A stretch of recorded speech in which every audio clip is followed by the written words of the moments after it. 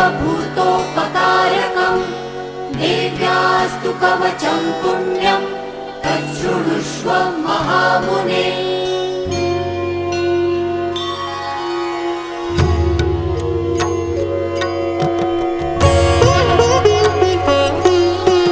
प्रथमं शैलपुत्री च द्वितीयं ब्रह्मचारिणी तृतीयं चन्द्रघण्टेति कूष्माण्डेति चतुर्थकम् पञ्चमं स्कन्दमातेति षष्ठं कात्यायनीति च सप्तमं कालरात्रीति महागौरीति चाष्टमम्।